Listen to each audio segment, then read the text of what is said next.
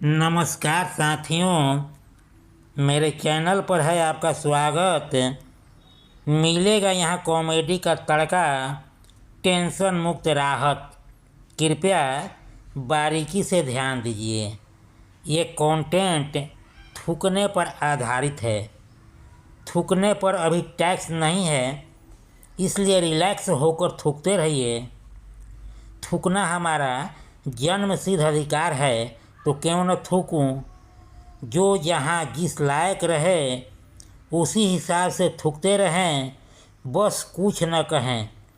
क्योंकि थूकने का क्रम तो सदियों से चलते आ रहा है। समय समय पर सबने थूका, इसलिए अपने व्यवस्था कुव्यवस्था व संस्था पर थूकते रहें। और कब कहाँ कहाँ थूकना है, कहाँ रुकना है, ये तो इस वीडियो को देखने सुनने के बाद पता चलेगा। पसंद आए तो चैनल को सब्सक्राइब कीजिए। एक सवाल, मैं प्रतिदिन शाम को 7:30 बजे यूट्यूब पर अपना वीडियो अपलोड करता हूँ। उस समय आप लोग मेरे चैनल पर आ जाते हैं, इसके लिए दिल से आभार। कंटेंट जो देखेंगे सुनेंगे उसका टाइटल है थूकने पर टैक्स नहीं है। वैसे अभी थूकने पर टैक्स नहीं है, अभी यह टैक्स रहित है। सरकार का अभी इस ओर ध्यान नहीं गया है। जिस दिन ध्यान गया और टैक्स लग गया तो थूकना भी गुनाह हो जाएगा और आपके अंतर्मन से एक आह निकलेगा और मचलते हुए कहेगा, मान गए गुरु, इस पर भी टैक्स लगाने की प्रक्रिया कर दो शुरू। खैर, अभी बहुत देर है लेकिन अंधेर नहीं है, इसलिए जब तक इस पर टैक्स नहीं तब तक आप रिलैक्स होकर थूकते रहिए।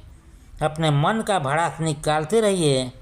कभी इस व्यवस्था के प्रति, कभी संस्था के प्रति, कभी आस्था पर भी थूक कर उसकी हालत खस्ता कर सकते हैं जब व्यवस्था मुकम्मल न हो। थूकने के लिए अभी स्वतंत्र हैं, फिर भी कुछ जगहों पर थूकना प्रतिबंध है। लोकतंत्र में कुछ नियम कायदे कानून भी होते हैं जो वहाँ पर कुछ न करने के लिए रोकते हैं। हालांकि सार्वजनिक जगहों पर जहाँ तरह तरह के जनता का जुटान होता है, वहाँ यह जरूर फरमान लिखा हुआ दिख जाएगा, सार्वजनिक जगहों पर थूकना जुर्म है। कि यहाँ रहती भीड़ व हुजूम है, वहाँ थूक को कुछ पल के लिए रोक कर वहाँ से निकल कहीं और जगह थूक सकते हैं। ये आपकी समझदारी पर निर्भर करता है, आप अपने मन को किस तरह हैंडल करते हैं। वैसे तो थूकने का कार्यक्रम तो सदियों से चला आ रहा है। हर युगों में इसका प्रचलन रहा। समय समय पर सहूलियत के मुताबिक तकरीबन सभी थूकते रहे, लेकिन अपने देश में आज़ादी के कुछ सालों तक थूकने का रफ्तार वही रहा। लेकिन जब से मान्यवर गुटका महोदय का जन्म हुआ, इनके जन्म के पश्चात थूक महोदय काफ़ी पॉपुलर हो गए। दोनों में ज़बरदस्त कॉम्बिनेशन बन गया।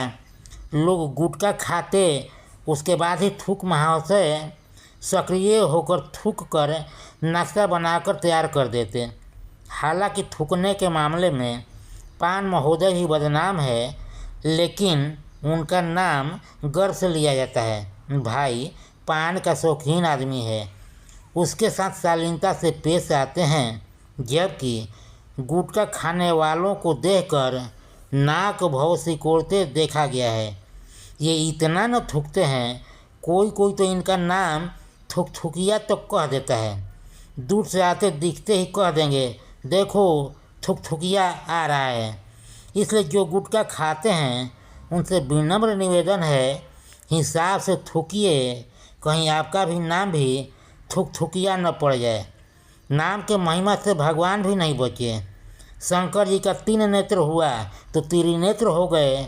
गणेश जी एक दांत पर वार सहे तो एक दंत हो गए। किसानों को रोकने के लिए जिसने रास्ते पर कील ठोका आगे चलकर वही कील ठोकानंद कहलाए। आज के दौर में नेतागिरी वाला लाइन में कंबाइन प्रतियोगिता होते रहती है। पक्ष वाले विपक्ष पर तो विपक्ष वाले पक्ष वालों पर थूकते रहते हैं। यह सिलसिला निरंतर चलते रहता है।